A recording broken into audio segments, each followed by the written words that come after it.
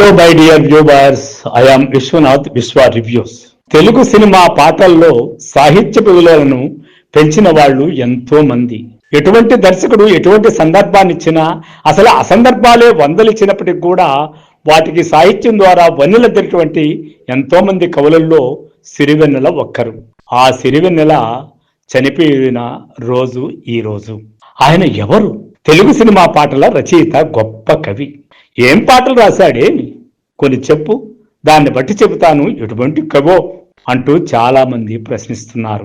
నిజంగా ఆయన ఎటువంటి కవో మన దగ్గర తూనికరాళ్ళు ఉన్నాయా అంటే ఆ ప్రకారం మనం కొలతలేద్దాం. పార్కులో కనే కలే ఖరీదైనది, బ్లాకులో కొనే వెలే సినీ ప్రేమది. చూపించరుగా ప్రీషో వేసి ప్రేమికులెవ్వరికి, జీవితం ప్రతి నిమిషము సొమ్మిచ్చి పుచ్చుకోరా దీక్షగా, ధనలక్ష్మిని లవ్వాడి కట్టుకోరా. ఇలా కూడా సినిమా పాటలు ఉంటాయని సీతారామశాస్త్రి వచ్చేదాకా మనకు కూడా తెలియదు.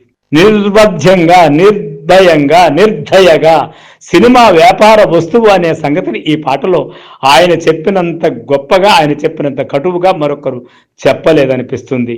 ఈ పాట రాసిన సదరు సినిమా కవి దృష్టి పంక్తు కమ్యూనికేషన్, ప్రేమ జీవితములన్నీ కేవలం ట్రాన్సాక్షన్స్, జీవితం ప్రతి నిమిషము సొమ్మిచ్చి పుచ్చుకోరా దీక్షగా, ధనలక్ష్మిని లవ్వాడి కట్టుకోరా గట్టిగా అన్నట్టుగా అంటాడు కవి.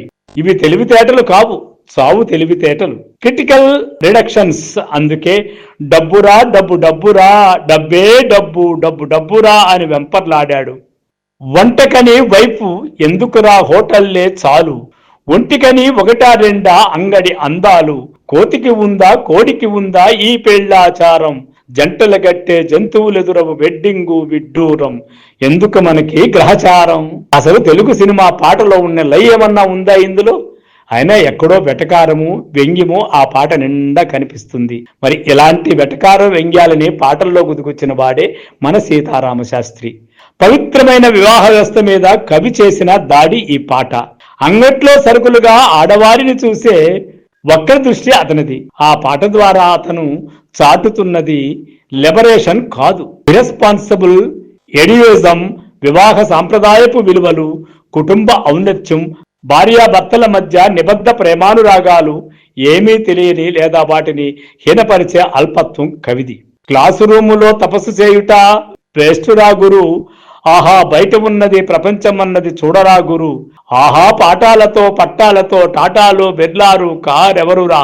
భారతీయ విద్యా వ్యవస్థ మీద ఎంత చిన్న చూపు ఇతగాడికి.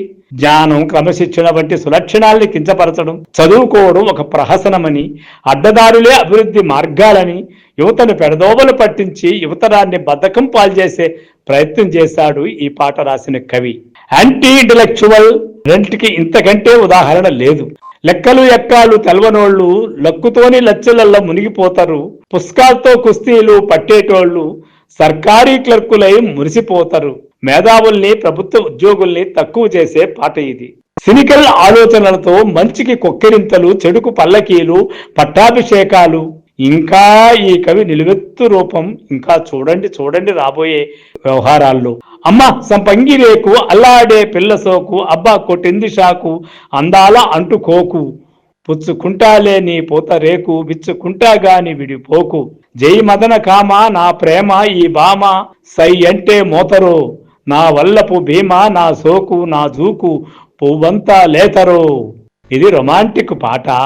రాసిన వాడు రసికుడా? తమరి బొంద పుచ్చిపోయిన కవి మెదడు మొత్తం ఇలాంటి ఆబ్జెక్టిఫికేషన్స్ తో ఉమెన్ ని కించపరిచే ఉద్దేశంతో నిండిపోయి ఉండే పాటలు. సంపంగి రేకు, సోకు, పూతరేకు వంటి లైంగిక ప్రతీకలు విచ్చుకుంటా జై మదన కామ అంటూ రెచ్చగొట్టే చరణాల నిండా విస్తరించింది సదర కవి పైత్యం. గుప్పు గుప్పు వదులుతుంటే గొప్పగుంటాదే, బీడీగాటే లేనే బతుకు సప్పగుంటాదే, బీడీలు తాగండి బాబులు, తాగి స్వర్గాన్ని తాకండి బాబులు బాబులు, చుట్టా బీడి సిగరెట్టు ధూమపానం ఆరోగ్యానికి హానికరమని ఓ పక్కన మొత్తుకుంటుంటే ఈ పాట రాతగాడు బీడీ తాగే వ్యసనాన్ని ప్రోత్సహిస్తున్నాడు.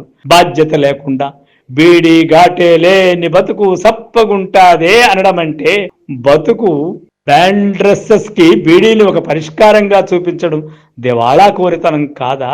బీడీ తాగటం అనే ఇంటోఫికేషన్ ని ఏదో ట్రాన్సాక్షన్ కింద అనుభవాల నిర్లజ్జగా బాహాటంగా పైకెత్తడం, లేకి హీరోయిజం, పంక్తు ఎస్కేపిజంలకి ఒత్తాసు పలకడం.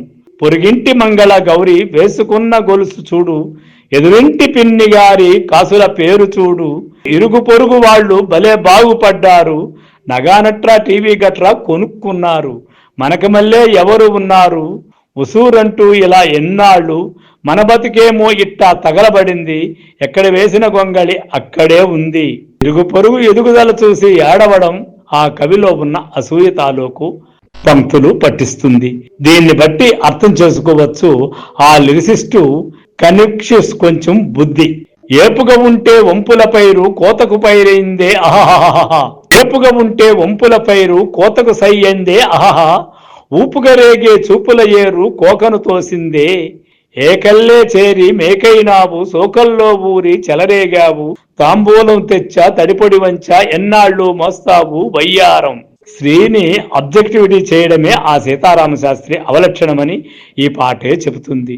వంపుల పైరు అంటూ మహిళా దేహాన్ని ఒక థింగ్ ఫర్ కన్సెప్షన్ గా పోల్చడం ఎంత అవమానవీయం, ఎంత అమానవీయం. తిరిగి గుచ్చే మేకుగా వగలాడిని పోల్చి నైల్ మరి ముఖ్యంగా పాలిక్ దాపిక లైంగిక ప్రతీకల్ని పాటలో ప్రదర్శించడం నుంచి కవిలో కరుడుగట్టిన కాముకత్వ వాచాలత్వానికి, పురుష దురహంకారానికి వేరే ఉదాహరణ అక్కర్లేదు. చీచి ఇక చాలని మనం అనుకుంటాం, కానీ ఇలాంటి కవే నిజానికి సిరివెన్నెలలో పాటలు రాశారంటే ఊహించగలమా? అదేవిధంగా మనం ఈ రోజు ఎవరు బాగుపడ్డారని మన శుభలగ్నంలో పాటతో పాటు ఎటేపమ్మ నీ నడక ఒంటరి పైన అనే దానిలో ఎంత మీనింగ్తో ఎంత అద్భుతంగా రాశాడు. నిజమే, కమర్షియల్ కోణంలో ఇరుక్కుపోయిన తర్వాత ఆ పాటలు రాయాలి, ఈ పాటలు రాయాలి. కానీ అదే పాటలు రాసినటువంటి పాత వాళ్ళు ఆ సందర్భాన్ని నాజూకుగా కంటికి కనిపించనటువంటి అశ్లీత శృంగారాన్ని వ్యక్తీకరించినారు. కానీ ఇలా డైరెక్ట్ వేలో ఎవరు ఇంతకు ముందు రాయలేదనే సంగతి మనం కొంత ఆమోదించినా, పారేసుకున్నాను హరిహరి అనే పాటలు చెప్పినా, ఇలాగా పూర్తి భావ వైరుధ్యంతో భావాల్లో స్త్రీ కించపరుస్తూ పురుషాధిక్యాన్ని చూపించేటువంటి పాటలు బహుశా సిరివెన్నెల సీతారామ శాస్త్రి రాసినట్టుగా మరెవరూ రాయలేదనిపిస్తుంది. అయితే ఆ సిరివెన్నెల సీతారామ శాస్త్రిని పొగిడిన గొప్ప గొప్ప దర్శకులు సుకుమారు కావచ్చు, త్రివిక్రమ శ్రీనివాసు కావచ్చు, కృష్ణవంశీ కావచ్చు, ఎవరైతేనేమి ఏ భావాల వాళ్ళైతేనేమి సిరివెన్నెల సీతారామ శాస్త్రిని పాటల రేడుగా, పాటల రారాజుగా కీర్తించి తరించిన వాళ్లే కదా. మరి ఆయన పాటల్లో ఉన్నటువంటి మంచిని చెడును మన సమదృష్టితో చూసి ఆయన అర్థం చేసుకోవాల్సిందిగా ఆలోచిస్తూ, అభిలషిస్తూ, అభిశంసిస్తూ విశ్వనాథ్. సో ఫ్రెండ్స్, నా కథనం కానీ మీకు నచ్చినట్లయితే మా విశ్వ రివ్యూ ఛానల్ని సబ్స్క్రైబ్ చేయండి, లైక్ చేయండి, షేర్ చేయండి. Thank you.